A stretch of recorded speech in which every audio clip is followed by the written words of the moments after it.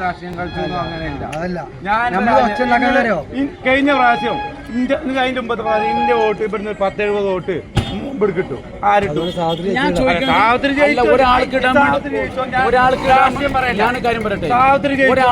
ഒരാൾക്ക് വോട്ട് അങ്ങനെ ഇടാൻ വേണ്ടി കഴിയില്ല. ഞാൻ സ്വാഭാവികമായി പറഞ്ഞുതരാം. ഇപ്പൊ ഇന്റെ വോട്ട് ഇപ്പൊ കിടക്കുന്നത് ഇവിടെയാണ് കരുതിക്കോ. ഞാൻ വന്നിട്ട് പറയാം വേറൊരാൾ കൊണ്ട് പറയാം ഇന്റെ വോട്ട് അവിടെ നിന്നിട്ട് ഇടില്ല. പക്ഷെ ഇടില്ല. വാർഡ് വിഭജനം വരുമ്പോ കുറച്ചങ്ങോട്ട് തള്ളാം. അല്ല അങ്ങനെ ഒരാൾക്ക് തള്ളാൻ വേണ്ടി പഞ്ചായത്തിൽ മാപ്പ്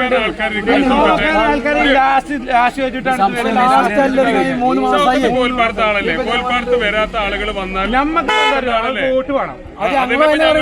അതന്നെ പ്രശ്നം.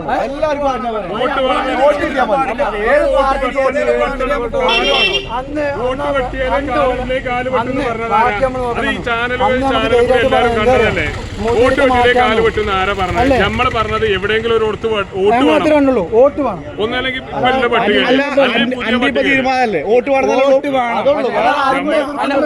വേണം തന്നെയാണ് തീരുമാനം. പക്ഷെ വോട്ടുമ്പോ തിരിമറിയുന്ന ആൾക്കാർ ആരാന്നറിയണേ. അതിലൊക്കെ പരാതി ആരെ പരാതി കിട്ടിയാൽ പരാതി കിട്ടിയതാണ്. എല്ലാ രാഷ്ട്രീയക്കാരും വോട്ട് തിരിമറി നടത്തുന്നത് പല വാർഡിലും പല ഇടത്തേക്കും വെട്ടി മാറ്റി. ഇതിന്റെ കഴിഞ്ഞ തവണ മരക്കോട് പള്ളിയിലാണ് നമ്മളെ വോട്ട്. അത് എല്ലാ രാഷ്ട്രീയക്കാരും ചെയ്യുന്നത്. പക്ഷെ ഉദ്യോഗസ്ഥരെ നോക്കണ്ടേ. തടഞ്ഞു വെച്ചപ്പോ ഈ ഇവരൊക്കെ ഉണ്ടാകുന്നില്ല. വെട്ടാൻ പാടും. ഏതൊരു ഉദ്യോഗസ്ഥരും വെട്ടാൻ പാടും. വോട്ട് വേണം. അത് വെട്ടണ്ടെന്നല്ല പറഞ്ഞു. എന്റെ വാർഡിക്ക് വരുമ്പോ വെട്ടാനായിക്കോ വെട്ടൂലേ. നമ്മളൊന്ന് വോട്ട് വേണമെന്നാണ്. എവിടെ ഇപ്പൊ ഈ വോട്ടിന്റെ അല്ലല്ലോ. ആണോ? വോട്ടിന്റെ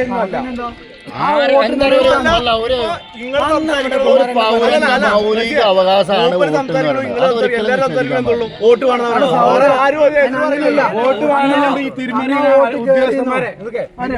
ഉദ്യോഗസ്ഥന്മാരെ ഇതെന്താ ഓല പഠിക്കണം. ഓല പഠിച്ച് കാര്യങ്ങൾ കൈകാര്യം ചെയ്യണം. അത്രേ ഉള്ളൂ. നമ്മള് നോക്കിയിട്ട് അവര് ചെയ്തോ നോക്കിയിട്ടില്ലല്ലോ. നമ്മൾ കൊടുത്ത പരാതിയാണോ വാർഡ് നടത്തിയ ഉദ്യോഗസ്ഥരുടെ അപാകത മൂലം നമ്മൾ കൊടുത്ത പരാതി എന്താ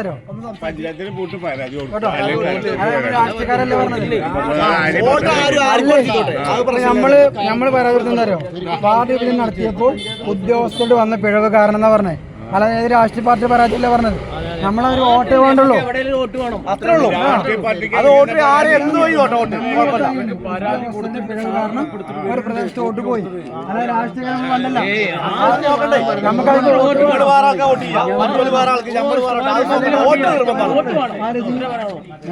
ഒരാള് വോട്ട് ചെയ്യണം. ഞാൻ അവിടെയൊക്കെ ചെയ്യുന്ന ആരും പറയുന്നത് അവരാണ് ഇഷ്ടമല്ല. അത് ഒരിക്കലും ഇഷ്ടമാണ്. അത് ആർക്കോ ചെയ്തോട്ടെ.